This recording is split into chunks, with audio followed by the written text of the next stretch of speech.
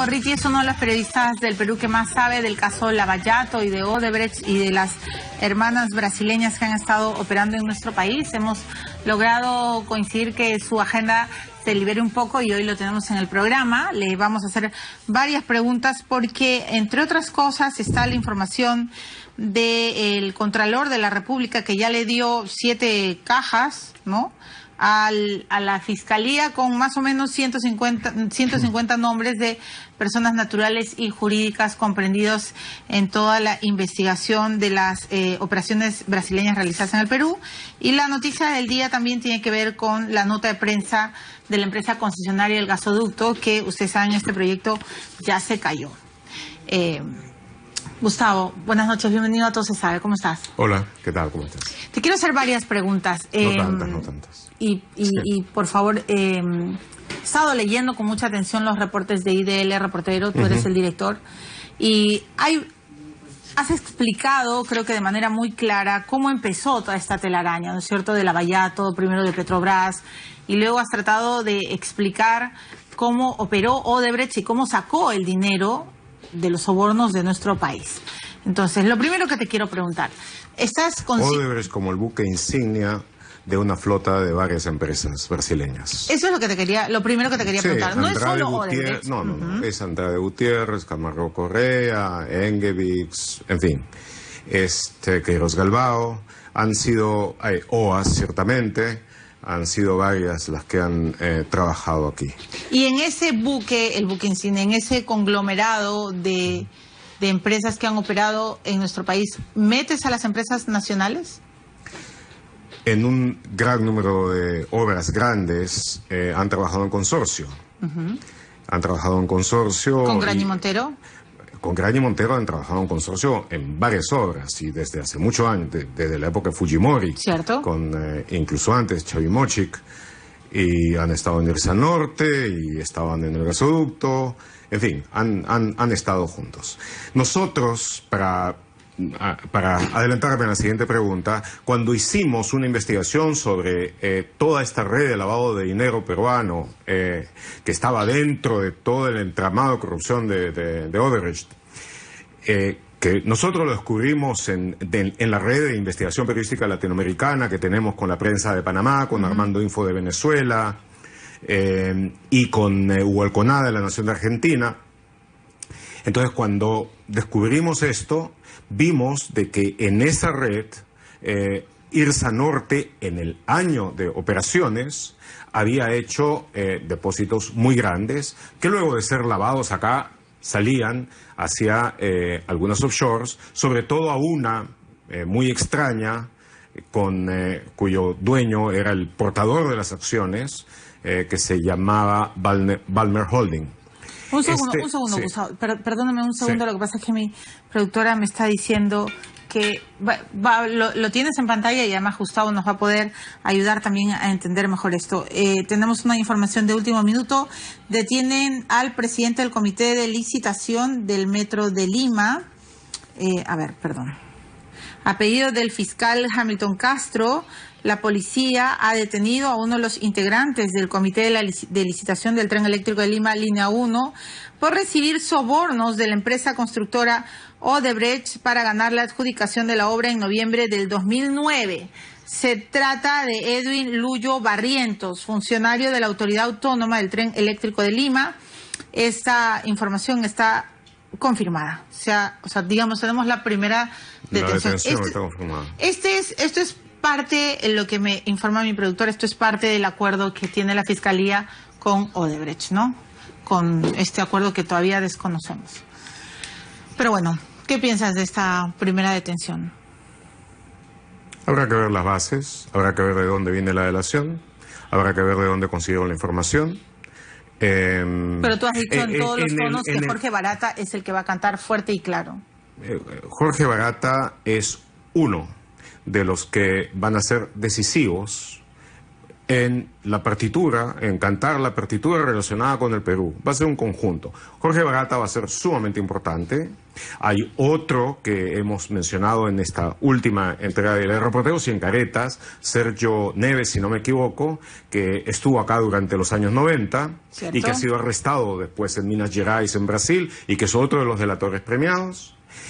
Y junto con los que manejaban las operaciones desde acá, como superintendentes, directores de Odebrecht, están los que operativizaban el pago de las coimas desde esta oficina especializada que se llamó el sector de operaciones estructuradas, que era una estructura dentro de Odebrecht, pero totalmente aparte de ella, no estaba en los servidores de la compañía, tenía un servidor propio alojado en Suiza por lo demás.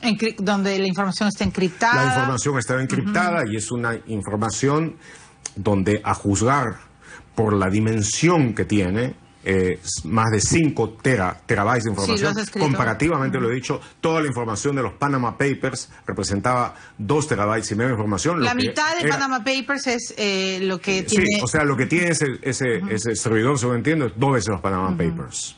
Entonces, y no ha sido todo desencriptado todavía.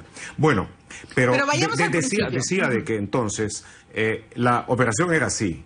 Se daba la orden, la decisión y la orden de pagar una determinada coima, un soborno.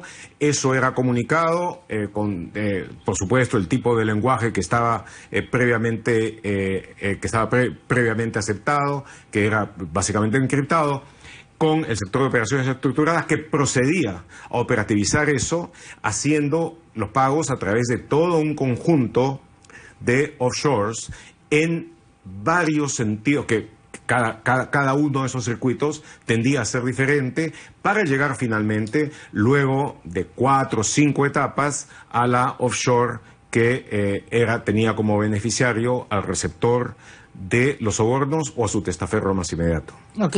Has escrito un extenso artículo que tiene que ver con IRSA Norte. Entonces, la primera pregunta que tengo para ti es...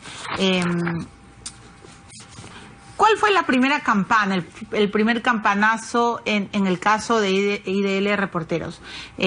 ¿Con qué caso comenzaron la investigación? Porque sé que ha sido uno de los primeros que corrió... Creo que hemos sido los primeros. Pero el primero, ok. ¿Cuál fue el primer campanazo? Cuando IDL Reporteros publicó su primer artículo en febrero del 2010. Okay. Fue su artículo inicial, fue sobre otro asunto.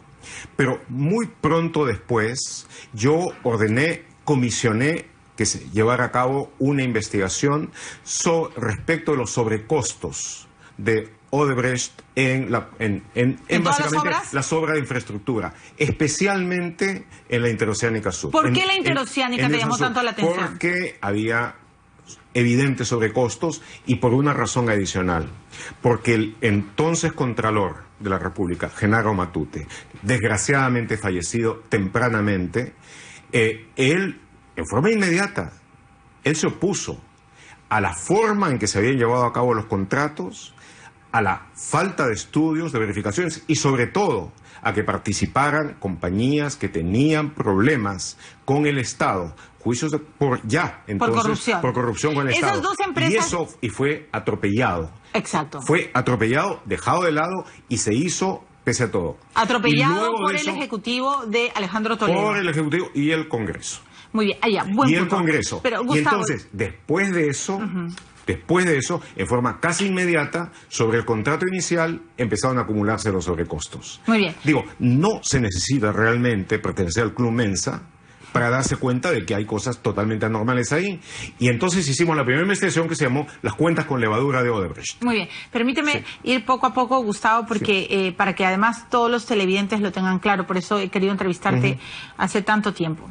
A ver, primero Odebrecht y Graña y Montero estaban impedidos de licitar con el Estado. ¿Es correcto lo que es a partir de la... Entiendo que esa fue la observación que hizo Rosa Urbina, vicecontralora de la República, con Genaro Matute. Muy bien. Entonces, primero estuvo la exoneración del SNIP, ¿no? Que, bueno, han tratado de explicar, incluso estuvo acaso Tanadal. Luego estuvo este decreto refrendado por el Congreso, en el que se le permite a Odebrecht y a Graña y Montero participar en la Interoceánica. ¿Te parece absolutamente irregular? Bueno, no me parece. no me parece, era irregular. Era irregular, muy bien. Era irregular. Muy bien. Matute... Y luego también se habló de que se podía saltarlo de los estudios porque era una carretera en selva y no había nada. Por Dios, estos venían de Brasil, donde si algo habían hecho es carreteras en selva. Entonces, ¿por qué incluso en ese tiempo no haber hecho competencia como debía ser? ¿Por qué no haber hecho los estudios básicos que debían llevarse a cabo? Entonces, te digo, todos esos eran indicadores, porque, digamos... Pero tú lo has estudiado bastante y ahora puedes resumir. Sí. ¿Por qué no se hizo nada de eso? Bueno, ¿qué había detrás? Había dos posibilidades cuando lo vimos por primera vez. Había dos posibilidades. La primera es que se tratara de un gobierno con exceso de adrenalina, que quería a toda costa invertir, hacer obra de infraestructura, tanto por el rédito político como por el hecho de que estábamos saliendo de una recesión, de que ese era el momento en que la economía peruana empezaba a despegar luego de la recesión de los últimos años del Fujimorato. Okay. Entonces, tú podías pensar, si querías pensar bien, de que se trataba de eso. Pero si del otro lado veías que luego del apuro, luego de atropellar al contralor, luego de todo eso, inmediatamente empezaban a acumularse los sobrecostos que eran aceptados sin mayor problema. Entonces ahí sí había algo raro y era mucho más difícil hacerle esa interpretación optimista, que entonces empezaba a convertirse en candidato. De acuerdo a tus investigaciones, he estado averiguando por qué el presidente actual, Kuczynski, no firma, ¿no es cierto? Porque él no firma la exoneración del SNIP y más bien la firma Sota Nadal. Sota Nadal ha estado en este programa y lo que he estado averiguando, pero quiero saber tu apreciación periodística, es que él se opone, no quiere firmar de ninguna manera, finalmente se va de viaje y su rúbrica no existe. ¿Tú crees eso, que él realmente se opone o que es básicamente una circunstancia? No conozco lo suficiente, no me ha parecido lo suficientemente importante hasta ahora. Digo, había cosas mucho más importantes. Primera pregunta. Sí. Segunda pregunta. Carranza, el ex ministro Carranza, ¿por qué se va Carranza? Carranza, el ministro de gobierno Alan García, que se peleaba con Garrido Leca, que lo fastidiaba diciendo, pese a Carranza, el Perú avanza. Carranza, que estaba en el gobierno de Toledo.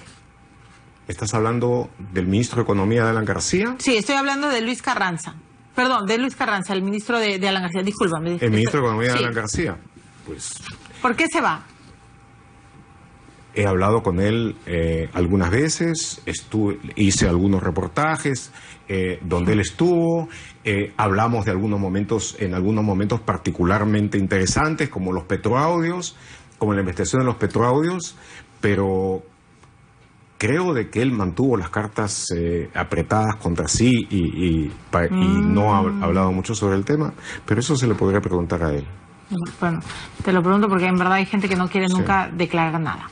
Entonces, regresamos al punto incoativo. Sí. IRSA te llama la atención, los sobrecostos a todo el mundo. ¿Dónde estuvo la Contraloría después? ¿No se dan cuenta de los sobrecostos? Porque ahora Edgar Alarcón ha puesto, el Contralor Alarcón ha puesto 10 cajas, 7 cajas. Acá dice que está todo lo que he hecho. Mira, ¿dónde estuvieron antes? Pues esa es una pregunta que obviamente les corresponde contestar, y contestar bien, y contestar con cuidado a ellos. Aquí, digamos, eso de la CIRSA y todo ese conjunto de cosas que se ve, ese fue el comienzo. Después continuó y continuó y continuó. Y se apilaron las obras, y se apilaron los sobrecostos, y como sabes, durante todos estos años, estos gobiernos, Odebrecht fue el principal contratista del Estado peruano. Sí. Entonces, ¿por qué razón, en medio de todo eso, no había ninguna reacción? ¿Por qué razón, pregunto yo, ya no solamente por la acumulación, por momentos obscena de sobrecostos, que eran admitidos sin mayor trámite, ¿y dónde estaba la Contraloría? Hay una cosa más, cuando empiezan a darse los arbitrajes, y los arbitrajes con Odebrecht... Todos los ganaba Odebrecht. Mira, los muchachos que están con nosotros hicieron un estudio de 42 que ganó Odebrecht 35. Los 7 que el Estado ganó significaron solamente de que no tuvo que pagar. Odebrecht no le pagó un centavo al Estado. Y por lo contrario, en lo que perdió, el Estado pagó cerca de 250 millones de dólares. Entonces, cuando pasan esas cosas que te dan de ver de que desde el punto de vista de patrones de comportamiento, de hechos, hay algo clarísimamente anormal, ¿por qué no hubo ninguna intervención? ¿Por qué no hubo ningún interés en investigar? ¿Y por qué ahora solamente empieza la acción para las plateas, para las galerías, en el momento en que es un escándalo que ha salido porque ha venido desde fuera? Sí. Porque ha llegado desde fuera y porque se decidirá también desde fuera. O sea, ¿crees que todo lo que vaya a pasar con Odebrecht en el Perú depende del cuentagotas de Brasil y no de la Fiscalía peruana? ¿Eso nos están diciendo? Yo realmente espero que en el momento necesario, y espero también mucho que con la ayuda del periodismo de investigación, no hablemos de cuentagotas, pero sino yo siento que... hablemos no de una avalancha que sea incontrolable, sino de que los datos que realmente importan, los datos que realmente cuentan, salgan a la luz y estemos en condiciones, gracias a esos datos, de poder reconstruir la narrativa, la historia de la corrupción que acompañó a todos esos procesos. Gustavo, Sí. Yo siento que la Fiscalía del Perú está a paso de tortuga. ¿Cuál es tu pensamiento y tu sensación? Bueno, yo escribí en el último artículo, creo que fue para El País, de que la forma en que trabajaba parecía que estaba entrenando para una competencia internacional de Tai Chi Chuan judicial. O sea, no puedo entender Yo tampoco. esa lentitud, no puedo entender esa cautela, sobre todo si lo comparas, por ejemplo, con la forma en que investigan los brasileños. Por supuesto. Por favor, los pagos secretos de Odebrecht en el Perú. Este artículo me parece... se los recomiendo a todos que entren a IDL Reporteros. Tienen una página web, están en Twitter, por supuesto, y yo estoy acá con el autor de la nota. Fue un artículo escrito, un reportaje por Romina Mela y Gustavo Gorriti. Y entonces aquí hay cosas que creo que es un poco el inicio de cómo se actuó en el Perú. Y acá haces mención a IRSA. Por favor, yo sé que tú eres, cuando quieres, muy concreto y muy didáctico. ¿Qué es lo que pasó? ¿Cómo así Odebrecht, con su consorcio, lavó la plata en el Perú? ¿Cómo pudieron sacar tanto dinero sin que, sorpresa, nadie se diera cuenta? Todo esto empezó cuando en la gran primera parte de las investigaciones que siguieron al arresto de Marcelo Odebrecht y varios otros, entre las autoridades brasileñas y las autoridades suizas descubrieron todo el primer circuito de lavado de dinero, lo que ellos llamaban el circuito en varias camadas, como lo llamaron. Entre ellas había una compañía panameña, una offshore panameña muy interesante que se llamaba Constructora Internacional del Sur. Los brasileños le pidieron a los panameños, a la Fiscalía panameña, que les diera información sobre eso y los panameños no quisieron dar nada. Entonces, nosotros, con la Prensa de Panamá, periódico en el que trabajé 5 años, en los 90, y que desarrolló una excelente capacidad de investigación, nos pusimos a tratar de hacerlo por nuestra cuenta. En Panamá, Rolando Rodríguez, el periodista de la Prensa, consiguió varios detalles de la cuenta Constructora Internacional del Sur, que tenía una historia larga e interesante que por tiempo no lo voy a contar acá. Y vimos de que 2 de esos pagos, o 2 o más de esos pagos, llegaban al Perú a una compañía que no había sonado para nada, que se llamaba Constructora Aérea SAC. Entonces, y que vimos que pertenecía a una persona que tampoco habíamos escuchado hablar, que se llamaba Gonzalo Monteverde, junto con otra señora apellidada Carmona Bernasconi. Gonzalo Monteverde, el que el procurador Amado Enco ha pedido ser investigado con Baratti y con Marcelo Odebrecht. Ah, sí, exactamente, pero estamos hablando de muchos años después, muy bien. De muchos meses antes. Entonces... No, la investigación tuya, por supuesto, sí, pero solo para que el público recuerde quién es Monteverde. Bueno, entonces vimos... haciendo un fast forward, investigamos ya estas compañías, vimos de que había todo un tramado de inversiones, recepciones de dinero, depósitos hechos, que ellos a la vez subdividían en la multitud de compañías que tenían. ¿Depósitos hechos en el Perú? Una parte llegaba de fuera, especialmente de estas 2 compañías notorias, Constructora del Sur, Smith y Klienfeld Corporation, que estaban comprobadamente, eran parte del esquema de lavado de dinero de Odebrecht. Ya entonces, parte llegaba de ahí, otra llegó de constructora Norberto Odebrecht y una parte sustantiva del consorcio Irsa Norte. ¿El consorcio Irsa Norte era integrado por quiénes? Consorcio Irsa Norte, Odebrecht, Andrade Gutiérrez y Graña y Montero. Muy bien. Entonces, mi pregunta, sí, por favor, sí, para que sigas con el hilo. Sí. ¿Es posible que Odebrecht hiciera depósitos en esta constructora aérea SAC sin que Gutiérrez y Graña y Montero lo supieran? Nosotros cuando hicimos la investigación, como siempre hacemos, buscamos a las fuentes. A quienes estamos investigando, cuando la cosa ha terminado, para decirles qué pueden ustedes decir sobre esto. La gente de Odebrecht nos dijo que no tenía que decir nada porque la cosa se estaba judicializada. Okay. Con Graña y Montero, Andrade Gutiérrez sencillamente no respondió. Y Graña y Montero no respondió entonces que ellos habían sido socios minoritarios y que no habían tenido ningún manejo sobre que no habían tenido ningún manejo en la parte operativa. Entonces les repreguntamos si es que ustedes solamente veían los balances de las acciones, no les llamaba la atención que más de 10 millones de dólares en un año se pusieran en esta compañía y después desaparecieran en el medio del carrusel ese de lavados y terminaran fuera del país la mayor parte de eso. Nos dijeron de que no lo sabían, pero que se habían enterado de que había un contrato con esta compañía para que removiera tierra y de que además había una auditoría hecha por una de estas auditoras internacionales de cierto nombre y postín que había dicho de que todas las cosas estaban bien de acuerdo con los criterios generalmente aceptados de contabilidad, que es lo que le gusta decir. Bueno, yo no he visto ninguna operación de estas de gran estafa financiera en los años que he investigado que no tenga el sello de aprobación de una de estas grandes compañías auditoras. De paso. Pero esa fue la cosa que nos dijeron. Más de 10 millones de dólares fueron sacados del Perú.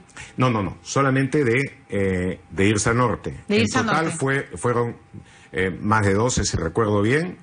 Más de 12 en un solo año. En un solo año. Llevados a Barbados. Hubo todo el típico movimiento que tú ves en los casos de lavado de dinero. Depósito, sacan una parte en cash, lo vuelven a poner de inmediato, sacan otro poco, lo cambian, luego lo meten en una compañía. Había una compañía que es difícil de olvidar, que era de ellos también, se llamaba Dominatrix. Yo no sé si tenían que llevar vestido de cuero allá, pero el hecho concreto es de que metían el dinero, lo volvían a sacar y finalmente salía del país una buena parte. Una gran parte de eso se fue finalmente, por una vía o por otro, a los sobornos. No. Se fue a este banco de segundo piso brasileño que estaba en el First Caribbean Bank de Barbados, a la sociedad esta offshore hecha por Mossack Fonseca que se llama Valmer Corporation. Entonces, ya nosotros decimos, ¿quién es la persona que está detrás de Valmer? Sí, claro. Porque nosotros habíamos visto en el caso de la investigación de Mossack Fonseca, de la que también fuimos parte, de los Panama Papers, de que la mayor parte al final tenía, además, lo exigía Mossack Fonseca, un dueño beneficiario, lo que llaman un beneficiary owner.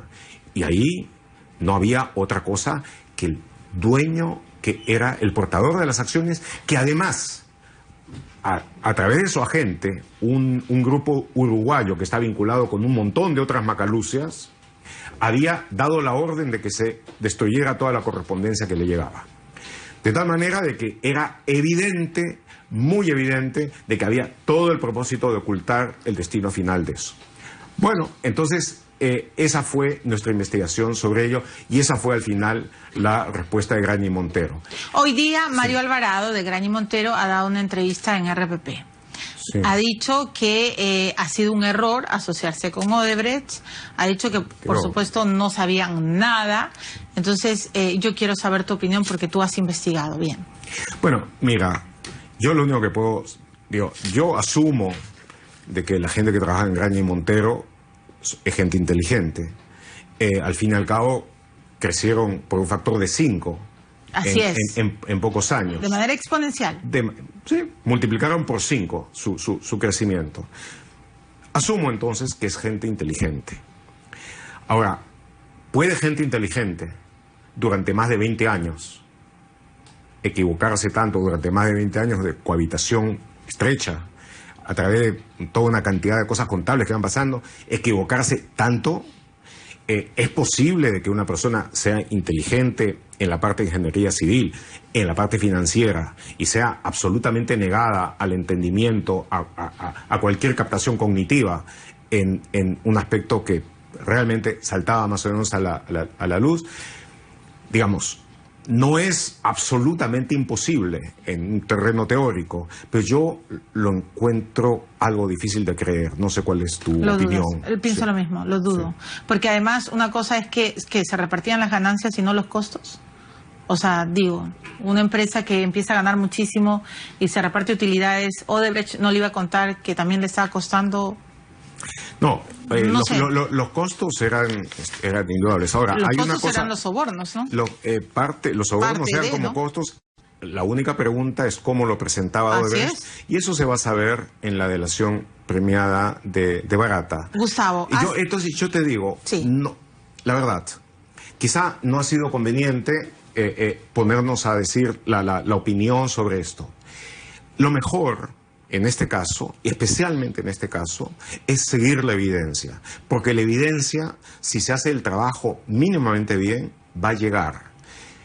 Eventualmente, Neves, Sergio Neves, Barata, Fernando Migliaccio, todos los del sector de operaciones estructuradas, el propio Marcelo Odebrecht, van a hablar, van a decir, y van a decir exactamente cómo hicieron la operación de sobornos. Ellos están en este momento comprometidos a un plan de penitencia, de confesión, poco como lo decía la Iglesia Católica, confesión plena, con dolor de alma y propósito de enmienda.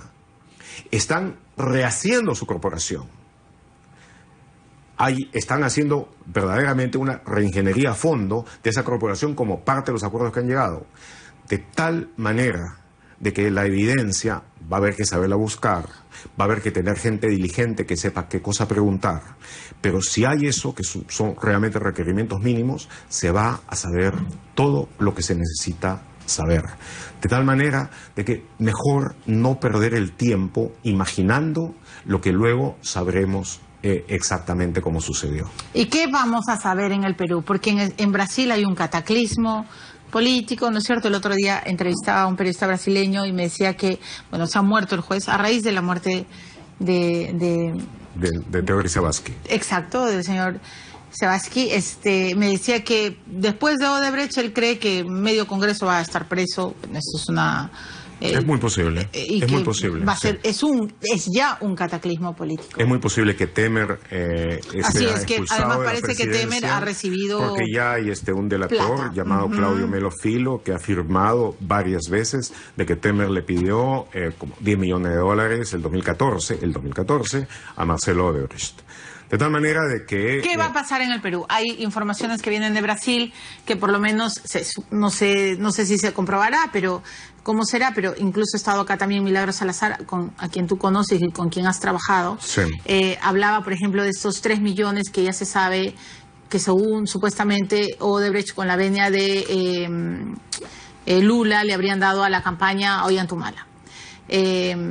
Hay varios... es una cosa un poquito más compleja que eso, pero sí, después podemos ver, sí. Ok, hay varios entuertos con la línea 1, ¿no es cierto? Con IRSA, con la interoceánica, el gasoducto se acaba de caer, y entonces hay 3 expresidentes comprometidos. Toledo está con un serio problema con las cuentas que se le acaba de descubrir a Maiman, que habría recibido dinero contante desde Camargo y Correa, y tú ya sabes toda la triangulación con Ecoteva, entre Maiman, Alejandro Toledo y Costa Rica. Entonces, sí, la pregunta es, ¿qué va a pasar? Moura Vanderlei, que no es de Odebrecht, sino trabajó para Camargo Correa y también trabajó para, si no me equivoco, Queiroz Galbao.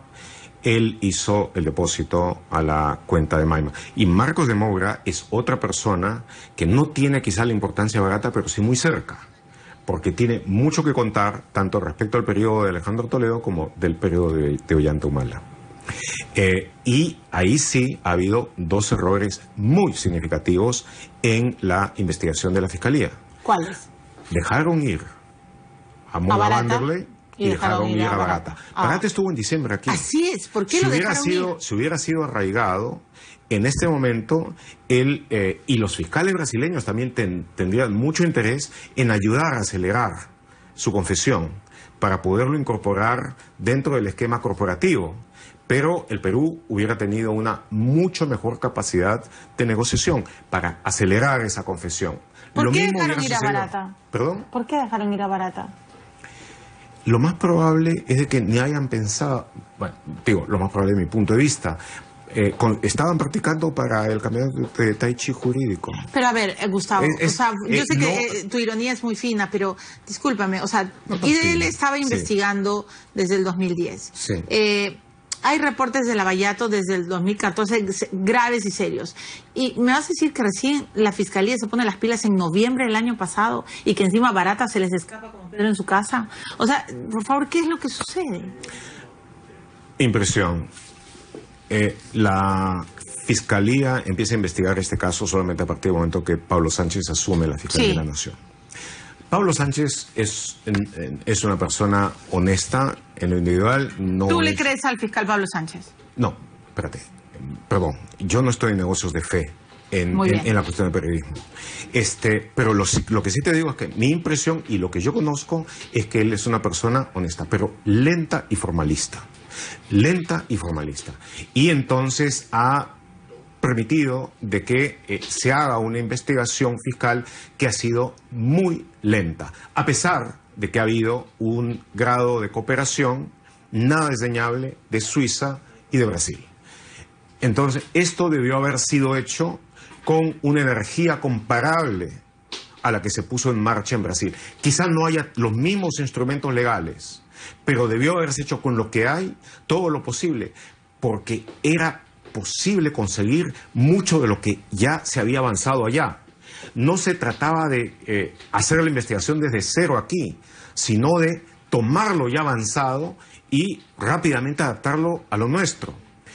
Pero eso necesitaba realmente dinamismo, energía, disposición y la capacidad de pensar y resolver con cierta rapidez en la medida que lo permite la ley. La ley lo permite, los brasileños lo hicieron y lo hicieron muy bien, los suizos lo hicieron y no lo hicieron nada mal. Y finalmente los gringos que llegaron después. Claro, y que son los que nos pasaron información. Gustavo, te ruego que no sea la última vez que vengas a Todo Se Sabe para hablar de Lavallato. Yo sé que sí estás muy ocupado, pero me gustaría poder entrevistarte en otras ocasiones. Ojalá tu agenda lo permita.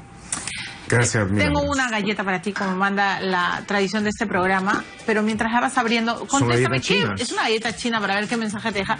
Pero ¿qué crees que va a pasar en el Perú? ¿Avecinas también un cataclismo político? ¿La clase política se va a hundir con la avalancha de la ciudad? Estamos entrando en un periodo potencialmente muy turbulento en la historia de América Latina. Y no lo digo solamente por Lavallato, lo digo fundamentalmente por el efecto que va a tener la elección de Trump en Estados Unidos. De tal manera de que puede estarse dando el conjunto de cosas que nos encaminen hacia una tormenta perfecta con resultados que pueden ser harto peligrosos para América Latina. Estamos mejor situados que otras naciones en el continente. Hay que decir esto. Quiero decir un par de cosas ahora desde la otra perspectiva, desde el otro lado. Primero, como país estamos en mucho mejor posición comparativa para afrontar crisis que otras naciones de América Latina, especialmente en el aspecto de macroeconomía, en primer lugar. En segundo lugar, es muy importante investigar la corrupción. Es muy importante sacar a la luz a todos los que hicieron esto. Pero creo que a la vez es importante tener en cuenta de que en medio de toda esa corrupción sí se han hecho obras de ingeniería civil notables. Yo investigo la corrupción de Irsa Norte y debe encontrarse lo que han hecho, y en general toda. He recorrido Irsa Norte y me parece una excelente carretera. Claro. Entonces, lo que yo lamento y lo que me duele es que estos brasileños, especialmente los de Odebrecht, sean excelentes ingenieros civiles que hayan tenido empresarios inmorales que han desnaturalizado lo bueno que dieron al país y, por supuesto, cobrando varias veces lo que debieron haber cobrado.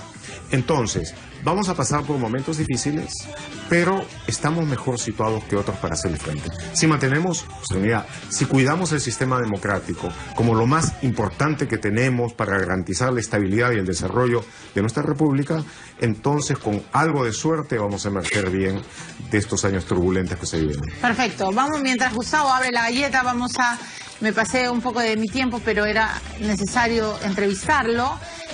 Vamos a ver la respuesta del día. ¿Crees que la empresa Graña y Montero desconocía las coimas ofrecidas por su socia Odebrecht? Sí, 15%, o sea, no 85%. Bueno, en fin, sí, pues no hay que ser muy inteligente para sospechar, ¿no? En todo caso, las puertas de este programa están más que abiertas para el señor Alvarado, para quien él designe a cualquier directivo de Graña y Montero para conocer sus impresiones. ¿Qué dice la galleta? Es interesante. Busca nuevas formas para expresar tu creatividad. Trato de hacerlo y ahora lo voy a hacer con más ganas todavía. Todo el tiempo. Sí, sí. Gracias, Gustavo. Gracias. No te pares, por favor. Gracias, Gustavo, no te pares. Acompáñame a despedir el programa. Okay. Les recomiendo leer los informes de Gustavo Gorriti y de Romina Melda en IDL Reporteros. Está en Twitter y está en Facebook. Ahí pueden enterarse más de todo lo que se ha ido descubriendo a raíz de los famosos Panama Papers y de toda la investigación de Lavallato. Voy a convocar también, por supuesto, la próxima semana a Milagros Salazar, que tiene más noticias desde Curitiba. Y hasta aquí llegamos. Que tengan buen fin de semana. Chao.